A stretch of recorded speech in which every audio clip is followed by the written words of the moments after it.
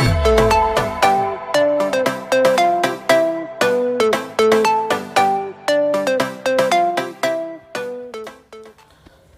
Friends, welcome to Murthy maths and English channel. Friends, మనం ఈరోజు English గ్రామర్లో భాగంగా ఇంపార్టెంట్ ఇంగ్లీష్ గ్రామర్ రూల్స్లో రూల్ నెంబర్ 6 గురించి డిస్కస్ చేయబోతున్నాం. ఆల్రెడీ 5 రూల్స్ గురించి మనం వీడియోలో అప్లోడ్ చేస్తున్నాం. ఆ వీడియో ఎవరైనా చూడనట్లయితే ఆ వీడియోస్ యొక్క లింక్ నేను డిస్క్రిప్షన్లో పెడతాను, తప్పనిసరిగా వాచ్ చేయండి. ఓకేనా? ఈ ఇంపార్టెంట్ గ్రామర్ రూల్స్ సంబంధించిన వీడియోలన్నీ కూడా అన్ని కాంపిటేటివ్ ఎగ్జామ్స్ వారికి ఉపయోగపడాలని నేను చెప్పడం జరుగుతుంది. DSC, TET, SI, constable, bank exams, అలాగే రైల్వే ఎగ్జామ్స్ అన్నింటికి కూడా ఉపయోగపడేలా ఈ ఇంపార్టెంట్ గ్రామర్ రూల్స్ అనేది మీకు చెప్పడం జరుగుతుంది. ఓకేనా? వీడియో చివరి వరకు స్కిప్ చేయకుండా వాచ్ చేయండి. చూసిన ప్రతి ఒక్కరు కూడా లైక్ చేయండి, మీ ఫ్రెండ్స్కి షేర్ చేయండి.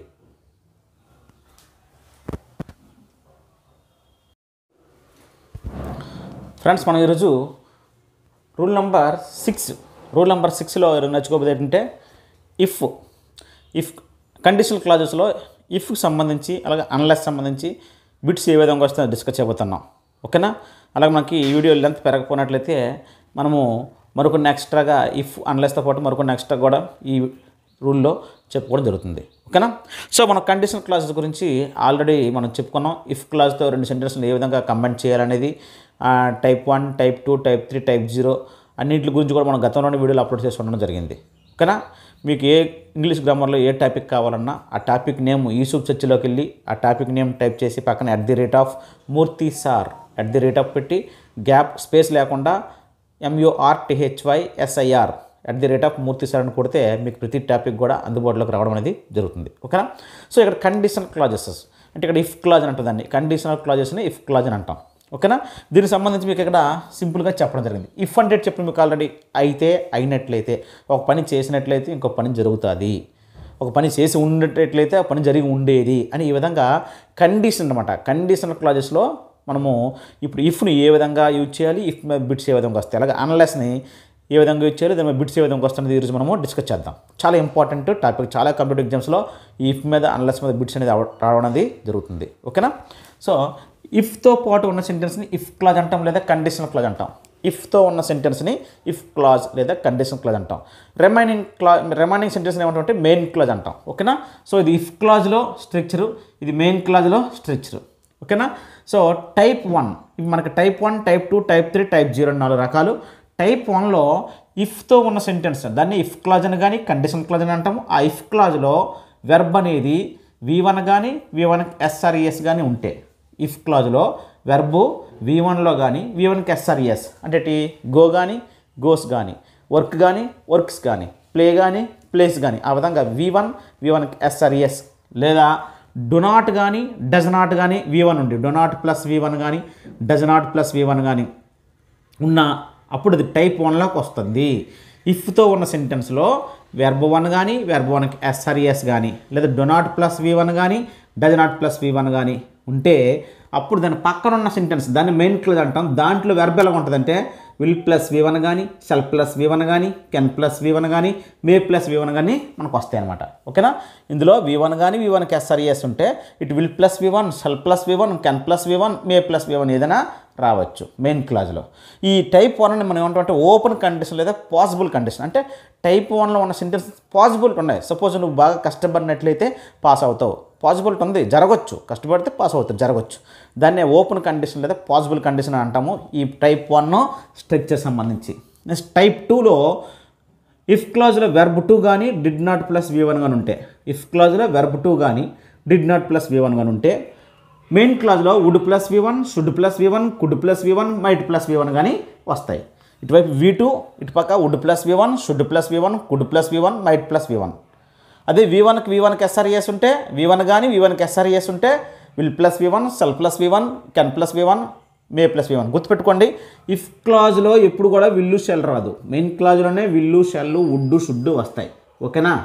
నెక్స్ట్ ఈ టైప్ 2ని మనం ఏమంటామంటే హైపోథెటికల్ కండిషన్ లేదా ఇంపాసిబుల్ కండిషన్. అంటే అసలు ఇంపాసిబుల్ అంటారు, అంటే అక్కడ ఉన్న కండిషన్ అనేది అసలు జరగదు, ఇంపాసిబుల్. హైపోథెటికల్ ఊహ అనమాట.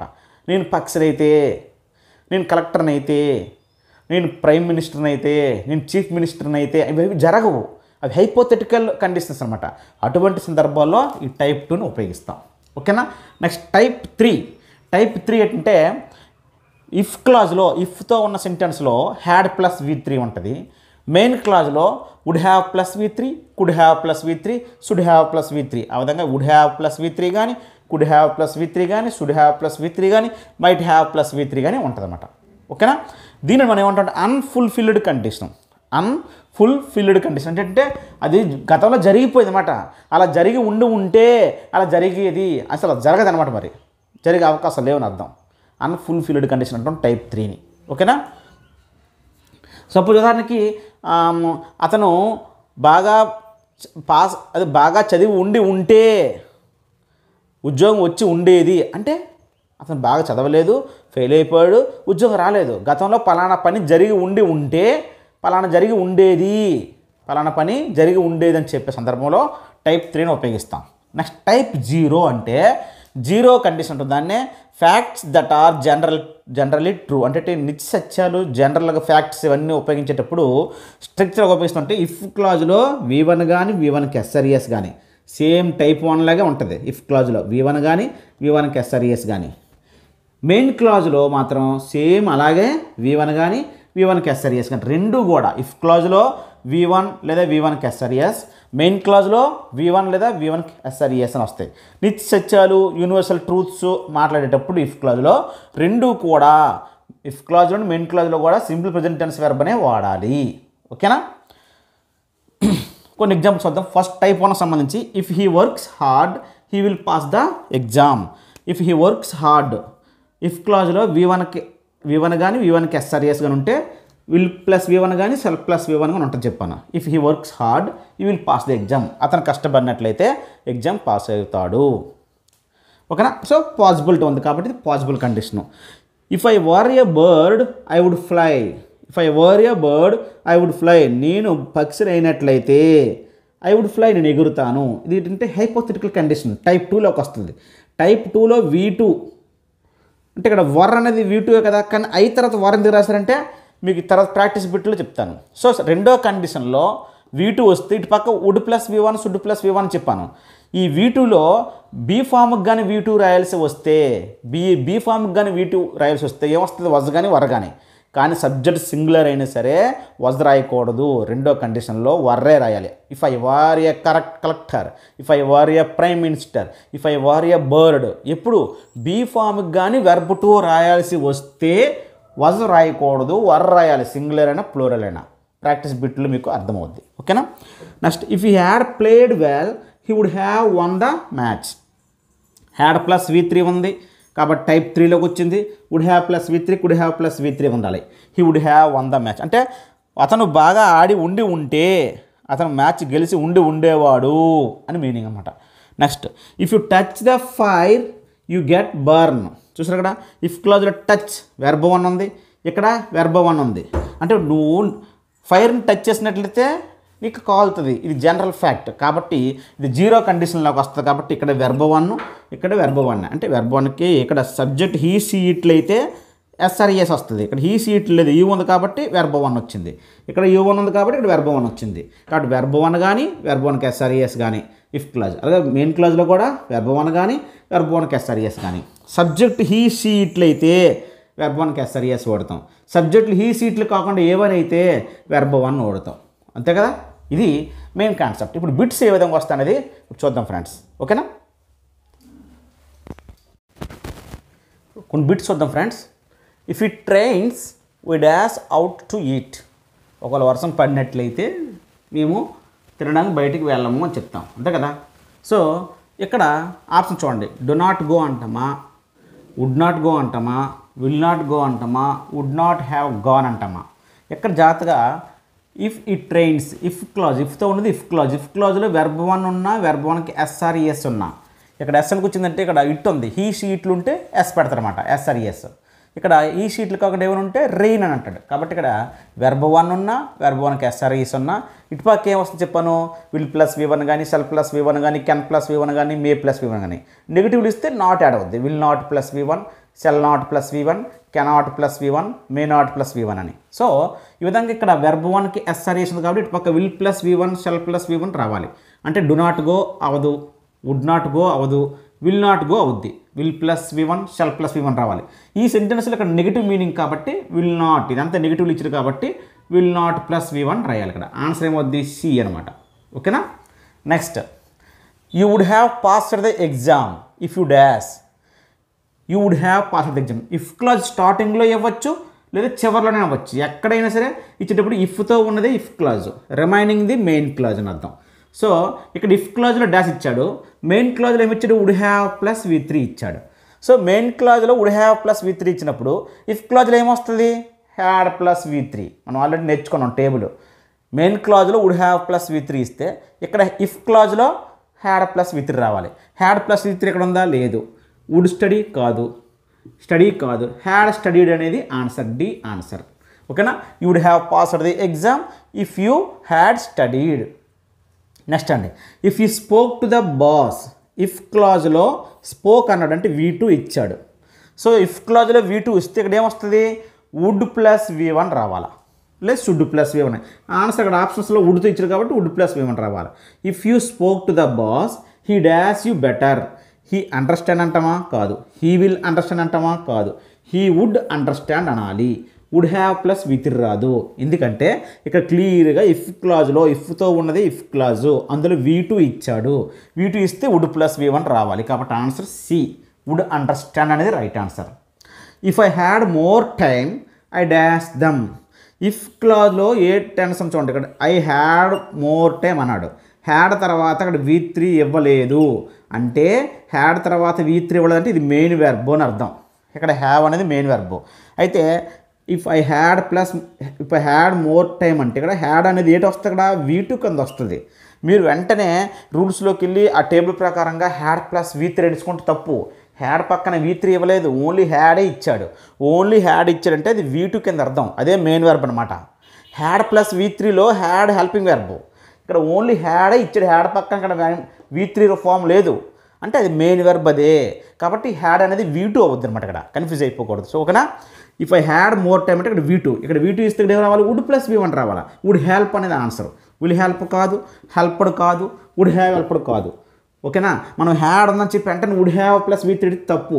హ్యాడే కాదు, హ్యాడ్ పక్కన V3 ఉండాలి, లేదు. కాబట్టి ఇది వెర్బ్ 2 అవుద్ది అనమాట. ఐ వుడ్ హెల్ప్ అనాలి. Answer C. Had he invited me I dash the marriage. ఇక్కడ చూడండి ఒక్కొక్కసారి ఇఫ్ ఇవ్వడు, ఒక్కొక్కసారి ఇఫ్ ఇవ్వడు. స్టార్టింగ్లో ఇఫ్ క్లాజ్ ఇస్తే ఇఫ్ హీ హ్యాడ్ ఇన్వైటెడ్ దీన్ని ఇన్వర్స్ అంటాం. ఓకేనా. ఇఫ్ ఇస్తే ఇఫ్ ఈ హ్యాడ్ ఇన్వైటెడ్ అంటాం. ఇఫ్ తీసిస్తే హ్యాడ్ హీ ఇన్వైటెడ్ మీ అనాలి. హ్యాడ్ ముందుకు వచ్చి సబ్జెక్ట్ తర్వాత రాస్తాం, తర్వాత V3 రాస్తాం. ఇఫ్ లేకపోతే had plus subject plus V3 రాస్తాడు. ఇఫ్ ఉంటే సేమ్ ఇఫ్ తర్వాత సబ్జెక్ట్ తర్వాత had plus V3. If he had invited మీ అంటాం. ఇఫ్ తీసిస్తే హ్యాడ్ రాసి సబ్జెక్ట్ రాసి V3 రాయాల. సో ఇది ఇఫ్ క్లాజ్ ఒకటే. ఇందులో ఇఫ్ లేదని చెప్పి ఇఫ్ క్లాజ్ అనుకోకండి, ఇది కూడా ఇఫ్ క్లాజే. ఓకేనా. ఇఫ్ లేదు కాబట్టి ఇన్వర్షన్ రాశాడు. హ్యాడ్ ముందుకు వచ్చింది, తర్వాతే సబ్జెక్ట్ రాశాడు, తర్వాత V3 రాశాడు. ఓకేనా. ఇఫ్ లేదు, ఇఫ్ లేకపోయినప్పటికీ ఇది ఇఫ్ క్లాజే. ఇఫ్ క్లాజ్లో హ్యాడ్ ప్లస్ V3 ఉంది. సో అప్పుడు ఇక్కడ ఏమి రావాలి వుడ్ హ్యావ్ ప్లస్ V3 రావాలి. వుడ్ హ్యావ్ అటెండెడ్ వస్తుంది. వుడ్ అటెండ్ రాదు, విల్ అటెండ్ రాదు. ఓకేనా. Had he invited me I would have attended వస్తుంది. ఓకేనా. Answer C. మళ్ళీ చెప్తాను చూడండి. Had plus subject plus V3 ఇచ్చిందంటే ఇది ఇన్వర్షను. అప్పుడు ఇఫ్ రాయకూడదు. ఇఫ్తో రాయాలంటే ఇఫ్ తర్వాత సబ్జెక్ట్ రాయాలి, అప్పుడు హ్యాడ్ ప్లస్ V3 రాయాలి. దాని బదులుగా ఇన్వర్షన్లో ఇఫ్ తీసేసి హ్యాడ్ రాసి హీ రాసి V3 రాయాలి, అప్పుడు ఇఫ్ రాయవసరం లేదు. సో ఇది కూడా ఇఫ్ క్లాజే. ఓకేనా. మరికొన్ని బిట్స్ వద్దాం. నెక్స్ట్ బిట్ చూడండి friends. If he dash a collector ఈ వుడ్ సాల్వ్ ద ప్రాబ్లమ్స్. ఇక్కడ ఇఫ్ క్లాజ్లో డాష్ ఇచ్చాడు, మెయిన్ క్లాజ్లో ఇక్కడ వుడ్ సాల్వ్ అని ఇచ్చాడు, అంటే వుడ్ ప్లస్ V1 ఇచ్చాడు. సో మెయిన్ క్లాజ్లో ఇఫ్తో ఉన్నది if clause, remaining the main clause. So main క్లాజ్లో వుడ్ ప్లస్ V1 ఇచ్చాడు. మెయిన్ క్లాజ్లో వుడ్ ప్లస్ V1 ఇచ్చాడంటే ఇఫ్ క్లాజ్లో ఏముంటుంది వెర్బ్ 2 వస్తుందని చెప్పాను. అయితే మీకు ఇక్కడ చెప్పాను వెర్బ్ 2 ఇచ్చినప్పుడు ఈ టైప్ 2లో ఒకవేళ బీ ఫామ్ వెర్బ్కి రాయాల్సి వచ్చినట్లయితే వెర్బ్ 2ని బీ ఫామ్ వెర్బ్కి కానీ వెర్బ్ 2 రాయాల్సి వచ్చినప్పుడు బీ యొక్క రూపాలిటీ యామ్ ఈజ్ ఆర్. ఐకి యామ్ వాడతాం, సింగులర్స్కి ఈజ్ వాడతాం, ప్లూరల్కి ఆర్ వాడతాం. అలాగే వాజ్ వర్, వాజ్ సింగులర్ అయితే వాజ్, ప్లూరల్ అయితే వర్, బీ ఫామ్ యొక్క రూపాలు. ఆ విధంగా అక్కడ వెర్బ్ 2 ప్లేస్లో బీ ఫామ్ వెబ్కి కానీ వెర్బ్ టు రాసి వచ్చినప్పుడు వాజ్ వర్ రాయాలి. అయితే దాని సబ్జెక్ట్ దాని ముందున్న సబ్జెక్ట్ సింగులర్ అయినా వర్ రాయాలి, ప్లూరల్ అయినా వర్ రాయాలని చెప్పాం. ఆ మోడల్ బిట్ ఇది. If you dash a collector he would solve the problems. ఇక్కడ వుడ్ ప్లస్ V1 వస్తే ఇక్కడ V2 రావాలి. అయితే ఇక్కడ డైరెక్ట్గా వెర్బ్ ఇచ్చాడు. ఇక్కడ బీ ఫామ్ వెర్బ్ ఇచ్చాడు. Is, was, were, will be అంటే బీ మీద ఇచ్చాడు బిట్. మెయిన్ వెర్బ్ ఇవ్వలేదు, బీ మీద ఇచ్చాడు, యాక్షన్ వెర్బ్ ఇవ్వలేదు. సో బీ మీద ఇచ్చినప్పుడు వెర్బ్ టు రాయాలంటే మనం వెంటనే ఏటి వస్తుంది, బీ యొక్క వెర్బ్ టు ఏంటి, వజ్, వర్. మళ్ళీ చెప్తే చూడాలి కూడా యామ్, ఈజ్, ఆర్. ఇది V1, ఇది V1, వజ్, వర్ అనేది V2. సో వెంటనే మనకి V2 అనేసరికి ఇక్కడ హీ సింగులర్ కదా, హీ సింగులర్ అయితే ఏం రాస్తాము, వజ్ రాస్తాం. తప్పు. ఈ టైప్ 2లో ఇక్కడ వుడ్ ప్లస్ V1 ఇచ్చి ఇక్కడ డాష్ ఇచ్చినప్పుడు బీ మీద మనకు బిట్ కానీ అడిగినప్పుడు బీ వెర్బ్ మీద బీనే మెయిన్ వెర్బ్ కానీ తీసుకుంటాడు అక్కడ బీని. అప్పుడు మనకి ఇక్కడ సబ్జెక్ట్ సింగులర్ అయినా ప్లూరల్ అయినా రాయాల్సింది వర్ రాయాలి. ఓకేనా, వర్ రాయాలి. If he were a collector he would solve the problems అనాలి. అంతేగాని if he was a collector అని రాయకూడదు. టైప్ 2లో ఇటువైపు వుడ్ ప్లస్ V1 ఇచ్చి ఇటుపక్క డాష్ ఇచ్చి ఆ డాష్ కూడా మనకి ఆప్షన్స్లో కూడా అది బీ మీద ఉన్నట్లయితే is, was, were, will be, shall be, would have been. ఓకేనా, వుడ్ హ్యావ్ బీను అని ఉన్నట్లయితే అంటే యాక్షన్ వర్బ్స్ ఏమి ఉండవు, బీ యొక్క రూపాయలు కనబడతాయి. అటువంటప్పుడు ఇక్కడ రాయాల్సింది ఇక్కడ సబ్జెక్ట్ సింగులర్ అయినా ప్లూరల్ అయినా యూ ఉన్నా, హీ ఉన్నా, సీ ఉన్నా, ఐ ఉన్నా, దే ఉన్నా, ఏది ఉన్నా రాయాల్సింది వర్ రాయాలి. If he were a collector he would solve the problems.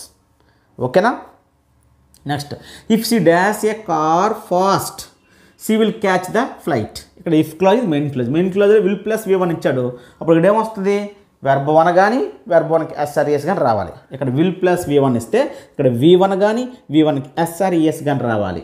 ఒకవేళ నెగిటివ్లో రాయాల్సి వస్తే డు నాట్ ప్లస్ V1 కానీ డజ్ నాట్ ప్లస్ V1 రావాలని చెప్పాను. ఇప్పుడే మెయిన్ క్లాజ్లో విల్ ప్లస్ V1 ఇస్తే మరి ఇక్కడ V1 కానీ V1కి SRES రాయాలి. మరి ఇక్కడ సబ్జెక్ట్ ఏంటి, హీ కానీ సీ కానీ ఇట్ కానీ ఉన్నట్లయితే సబ్జెక్టు హీ, షీ, ఇట్లు ఇవి ఉన్నట్లయితే వెర్బ్ 1కి SRES పెట్టాలి. ఓకేనా. ఎందుకు, ఇది విల్ ప్లస్ V1 కాబట్టి ఇక్కడ V1 కానీ V1కి SRES రాయాలి. కాబట్టి సబ్జెక్ట్ సింగులర్ హీ, షీ, ఇట్లు కాబట్టి V1కి SRES రాయాలి స్ట్రక్చర్ ప్రకారంగా. సో ఇఫ్ షీ డ్రైవ్ కానకూడదు, if she drives a car fast అనాలి. డ్రైవ్ అంటే V1ఏ, డ్రైవ్స్ కూడా V1కి SRES, కానీ సబ్జెక్ట్ హీ, షీ, ఇట్లు ఉంటే V1కి SRES పెట్టాలి, V1 కూడా రాయకూడదు. So if she drives a car fast she will catch the flight. Drove అవ్వదు, హ్యాడ్ డ్రైవర్ అనేది అవ్వదు. నెక్స్ట్ అండి, if you heat the ice it dash to vapour. ఓకేనా, అంటే నువ్వు కానీ ఐస్ని హీట్ చేసినట్లయితే ఏమవుతుంది, ఆవిరైపోద్ది. అంతేనా. ఇది ఏమవుతుంది మనకి జనరల్ ట్రూత్ లేదా యూనివర్సల్ ఫ్యాక్ట్స్. ఇటువంటి వాటిని మనం జీరో కండిషన్లో రాయాలి. ఇఫ్ క్లాజ్లో సింపుల్ ప్రజెంటే ఉండాలి, V1 కానీ V1కి SRES కానీ. మెయిన్ క్లాజ్లో కూడా సింపుల్ ప్రజెంటే ఉండాలి, V1 కానీ V1కి SRES కానీ. సో ఇక్కడ హీట్ అనేది V1, ఇక్కడ V1 ఉండాలి. ఇటుపక్క కూడా విల్లు, షెల్ ఎటు రావు. మెయిన్ క్లాజ్లో ఒక జీరో కండిషన్లో మాత్రం విల్లు కానీ, షెల్ కానీ, వుడ్ కానీ, షుడ్ కానీ ఏమీ రావు జీరో కండిషన్లో. ఓకేనా. కాబట్టి if you heat the ice it dash to vapour అంటే ఇక్కడ కూడా వెర్బ్ 1 కానీ వెర్బ్ 1కి SRES రావాలి, జీరో కండిషన్ కింద వస్తుంది. మరి ఇక్కడ ఇట్ కదా, హీ, షీ, ఇట్లు ఉంటే వెర్బ్ 1కి SRES రాయాలి. కాబట్టి టర్న్స్ అని రాయాలి. విల్ టర్న్ రాదు, టర్న్ రాదు, వుడ్ హ్యావ్ టర్న్ రాదు. ఓకేనా. If you heat the ice it turns to vapour. ఓకేనా. సో ఇక్కడ ఆన్సర్ ఏమో సి, ఇక్కడ ఆన్సర్ ఏమో బి, ఇక్కడ ఆన్సర్ ఏమో బి. ఓకేనా. ఇది జీరో కండిషన్లో ఉంది. జీరో కండిషన్లో ఇక్కడ వెర్బ్ 1 కానీ వెర్బ్ 1కి SRES కానీ ఉంటుంది. ఇటువైపు కూడా వెర్బ్ 1 కానీ వెర్బ్ 1కి SRES రాయాలి.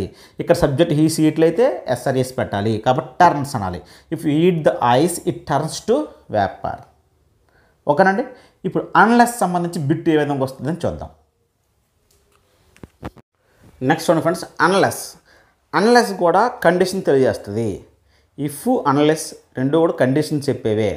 ఓకేనా, రెండు కూడా కండిషన్ తెలియజేసేవే. మనకి ఆ అన్లెస్తో కానీ ఇఫ్తో కానీ రెండు సెంటెన్స్ని మనం జాయిన్ చేసినట్లయితే మనకు వచ్చేవి ఏంటంటే కాంప్లెక్స్ సెంటెన్సెస్. ఇవి సబార్డినేట్ కంజంక్షన్స్ కింద ఉపయోగపడతాయి. వీటిని కండిషనల్ క్లాజెస్ కూడా అంటాం. If, unless. మరి అన్లెస్ అంటే ఇఫ్ అంటే అయినట్లయితే, మరి అన్లెస్ అంటే కానట్లయితే అని అర్థం. సో అన్లెస్లోనే నెగిటివ్ మీనింగ్ ఉందని అర్థం. అన్లెస్ మీనింగే కానట్లయితే, ఆ పని చేయనట్లయితే అని మీనింగ్ వస్తుంది. సో అందులోనే నెగిటివ్ మీనింగ్ ఉన్నప్పుడు అన్లెస్తో ఉన్న సెంటెన్స్లో మరో నెగిటివ్ రాకూడదు, అంటే నాట్ అనేది రాయకూడదని అర్థం. ఓకేనా?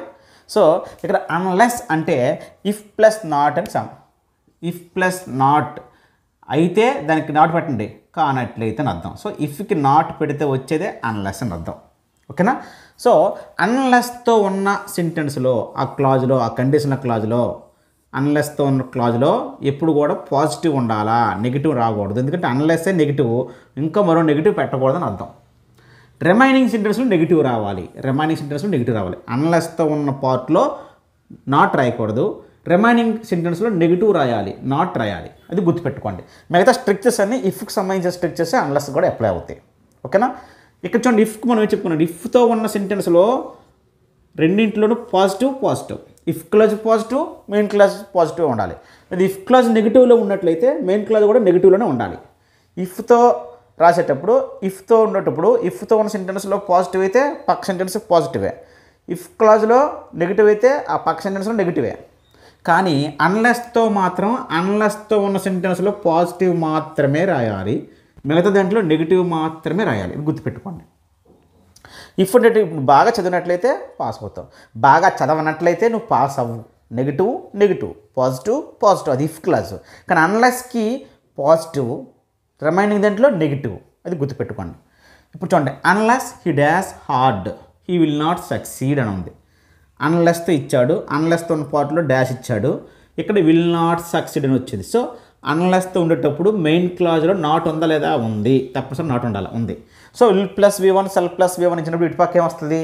V1 కానీ V1కి SRES కానీ అలాగే డు నాట్ ప్లస్ V1 కానీ డజ్ నాట్ ప్లస్ V1 కానీ చెప్పాను స్ట్రక్చర్లో. అయితే అన్లెస్తో ఇచ్చేటప్పుడు ఎక్కడ ఎట్టి పరిస్థితుల్లో కూడా నెగిటివ్ రాయకూడదు, అంటే డజ్ నాట్ రాకూడదు, డు నాట్ రాకూడదు. ఎందుకు? ఇది విల్ ప్లస్ V1లో ఉంది. విల్ ప్లస్ V1 అంటే ఇక్కడ V1 కానీ V1కి SRES కానీ డు నాట్ ప్లస్ V1 కానీ డజ్ నాట్ ప్లస్ V1 కానీ రావచ్చు అని చెప్పాను. అని హీ ఉంది కదా, డజ్ నాట్ వర్క్ అంటే తప్పు. ఎందుకంటే అన్లెస్తో రాసేటప్పుడు ఎక్కడ నెగిటివ్ రాకూడదు, పాజిటివ్ రావాలి. కాబట్టి హీ తర్వాత వెర్బ్ 1కి SRES రాయాలి, works. Unless he works hard he will not succeed అనాలి. Answer C. ఓకేనా? Next, you dash a job unless you have experience. అన్లెస్తో ఉన్న పార్ట్లో నెగిటివ్ ఉందా లేదా? లేదు, కాబట్టి సరిపోయింది. హ్యావ్ అంటే V1. అన్లెస్తో ఉన్న పార్ట్లో హ్యావ్ ఒకటే ఉంది. ఇక్కడ హ్యావ్ పక్కన V3 లేదు, have played, have invited, have come, ఒక హ్యావ్ రీచ్డ్ అని V3 లేదంటే ఇది మెయిన్ వర్బ్ ఇదే, అంటే ఇది V1, హ్యావ్ V1 అని అర్థం. సో ఇటుపక్క ఏం రావాలి? విల్ ప్లస్ V1 కానీ సెల్ ప్లస్ V1 కానీ. అన్లెస్ క్లాజ్ అటువైపు ఉన్న రూల్ ఒకటే. అన్లెస్తో ఉన్న పార్ట్లో ఇఫ్ లాగే V1 కానీ V1కి SRES కానీ ఉన్నట్లయితే ఇటువైపు will plus V1 cell plus V1 రాయాలి, కెన్ ప్లస్ V1 లేదా మే ప్లస్ V1. ఆన్సర్లన్నీ కెన్తో ఇచ్చారు కాబట్టి ఇక్కడ కెన్ ప్లస్ V1 రాయాలి. అయితే అన్లెస్తో ఉన్న పార్ట్లో నాట్ రాకూడదు, కానీ రిమైనింగ్ ఉన్న పార్ట్లో మాత్రం నాట్ రావాలి. కాబట్టి కాంట్ గెట్ అనాలి, కెన్ గెట్ అనకూడదు. కుడ్ రాదు, ఎందుకంటే V1 కాబట్టి can plus V1, cannot plus V1 ఇటు వస్తాయి. ఓకేనా? కుడ్ నాట్ అనేది రాదు. మళ్ళీ చెప్తాను, అన్లెస్తో ఉన్న పార్ట్లో ఇక్కడ వెర్బ్ 1 ఉంది, ఇటువైపు will plus V1, can plus V1, cell plus V1, may plus V1 రాయాలి. అయితే అన్లెస్తో రాసేటప్పుడు అన్లెస్తో ఉన్న సెంటెన్స్లో పాజిటివ్ ఉండాలి, రిమైనింగ్ సెంటెన్స్ నెగిటివ్ ఉండాలి. అంటే cannot plus V1, will not plus V1, shall not plus V1 రావాలి తప్పనిసరిగా. అన్లెస్ కాకుండా మిగతా పార్ట్లో, అన్లెస్తో ఉన్న పార్ట్లో కాకుండా మిగతా పార్ట్లో. కాబట్టి కెనాట్ గెట్ అని రాయాలి. So you can't get a job unless you have experience. నీకు కానీ ఎక్స్పీరియన్స్ లేనట్లయితే నువ్వు జాబు పొందలేవు అని. ఓకేనా? Next, dash she did not invite me I would not attend. Dash she did not invite me I would not attend. ఇక్కడ unless రాస్తామా if రాస్తామా? జాగ్రత్త చూడండి, ఇక్కడ ఆన్సర్ బి కదా. చూడండి, ఇక్కడ వుడ్ నాట్ అటెండ్ అన్నాడు. వుడ్ నాట్ అటెండ్ అంటే అది main clause, if clause. If unless, if క్లాజ్లో అయినా మెయిన్ క్లాజ్ అయినా ఇక్కడ ఏముంది? డిడ్ నాట్ అని ఉంది. సో డిడ్ నాట్, ఇక్కడ would not. Negative negative, positive positive వస్తే రాయాలి, ఇఫ్ రాయాలి. సో ఇఫ్ క్లాజ్లో అంటే మెయిన్ క్లాజ్ కాకుండా ఈ కండిషనల్ క్లాజ్లో కానీ నెగిటివ్ ఉందంటే ఇఫ్ రాయాలి, అన్లెస్ రాయకూడదు. అన్లెస్తో నెగిటివ్ రాదు, ఇఫ్ తోటే నెగిటివ్ వస్తుంది, negative negative. If she did not invite me I would not attend అని చెప్పాలి. ఓకేనా, గుర్తుపెట్టుకోండి, అన్లెస్తో ఉన్న సెంటెన్స్లో నెగిటివ్ రాయకూడదు, రిమైనింగ్ సెంటెన్స్లో నెగిటివ్ రావాలి, గుర్తుపెట్టుకోండి. అలాగే ఎంత మీకు చెప్పాను, suppose if he had invited me అని ఉందనుకోండి, ఇది ఇఫ్ క్లాజ్ అని అర్థమైపోతుంది. ఇఫ్ క్లాజ్ కాకుండా మనం కన్ఫ్యూజ్ చేయడానికి ఇఫ్ తీసేస్తాడు, ఇఫ్ తీసి ఇన్వర్షన్ ఇస్తారు ఇక్కడ, యాడ్ హీ ఇన్వైటెడ్ మీ అని అంటాడు. ఇక్కడ ఎక్కడ ఇఫ్ కనబడదు, కానీ ఇఫ్ క్లాజే. ఇఫ్ ఉంటే ఈ structure, if he had invited me, if లేకపోతే యాడ్ హీ ఇన్వైటెడ్ మీ అంటాడు. సో ఇది కూడా మీరు ఇఫ్ క్లాజ్ కనుక చూసుకోవాలి, కన్ఫ్యూజ్ అవ్వకూడదు, అదే స్ట్రక్చర్ మనం ఫాలోఅప్ చేయాలి. ఓకేనా ఫ్రెండ్స్, చిన్న ఇంపార్టెంట్ పాయింట్ ఇక్కడ, I don't know if he will come. యాక్చువల్గా ఇఫ్తో ఉన్న సెంటెన్స్లో విల్ ప్లస్ V1 కానీ, షెల్ కానీ, కెన్ కానీ, కుడ్ కానీ ఏమీ రావని చెప్పాను. మెయిన్ క్లాజ్లోనే will plus V1, would plus V1, would have plus V3 వస్తుందని చెప్పాను. మరి ఇక్కడ ఇఫ్ క్లాజ్లో విల్ కమ్ అని అన్నాను అంటే ఇది కండిషన్ కాదు, కండిషనల్ క్లాజెస్లోనే ఆ రూల్స్ వర్తిస్తాయి. మిగతా సందర్భంలో మాత్రం ఇఫ్ తర్వాత విల్ ప్లస్ V1 రాయొచ్చు. ఐ డోంట్ నో అన్నాడు అంటే డౌట్ అని మీనింగ్లో వస్తుంది, డౌట్ అనమాట. నో, అతను వస్తాడో రాదు నాకు తెలియదు అనే సందర్భంలో ఇది కండిషన్ కాదు, అతను వస్తాడో రాదు నాకు తెలియదు అంటే డౌట్ అనమాట. అటువంటి సందర్భంలో ఇఫ్ తర్వాత సింపుల్ ఫ్యూచర్ వాడాలి, I don't know if he will come. అలాగే ఇదే సందర్భంలో ఇఫ్ బదులుగా వెదర్ రాయొచ్చు, whether. I don't know whether he will come లేదా ఇఫ్ హీ విల్ కమ్, రెండు ఒకటే. ఎప్పుడు కండిషనల్ సెంటెన్స్ మీనింగ్ కాదు, ఒక పని చేసినట్లయితే ఇంకో పని జరుగుతుంది, ఓకేనా, అది కాదు. ఇది డౌట్ మీనింగ్లో, డౌట్ఫుల్ మీనింగ్లో వచ్చేటప్పుడు ఈ విధంగా రాయాలి. ఇఫ్ తర్వాత అయినా వెదర్ తర్వాత అయినా విల్ ప్లస్ V1 రాయాలి. I don't know if he will come, I don't know whether he will come, if బదులుగా వెదర్ రాయొచ్చు.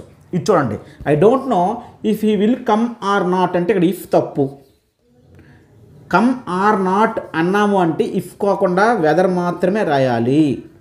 I don't know whether he will come or not, అతను వస్తాడో రాదో నాకు తెలియదు అని ప్రత్యేకించి కమ్ ఆర్ నాట్ అని ఉపయోగించాడంటే వెదర్ మాత్రమే రాయాలి. ఆర్ నాట్ లేకపోతే ఇఫ్ రాసిన ఒకటే, వెదర్ రాసిన ఒకటే. ఐ డోంట్ నోతో ఇఫ్ తర్వాత విల్ ప్లస్ V1 రాయాలి, అలాగే వెదర్ తర్వాత విల్ ప్లస్ V1 రాయాలి. ఓకేనండి, ఇది ఇఫ్ క్లాస్ సంబంధించి, కండిషనల్ క్లాస్ సంబంధించి, అన్లెస్ సంబంధించి, వెదర్ సంబంధించి ఈ రూల్ నెంబర్ 6 అన్నమాట. ఓకేనా.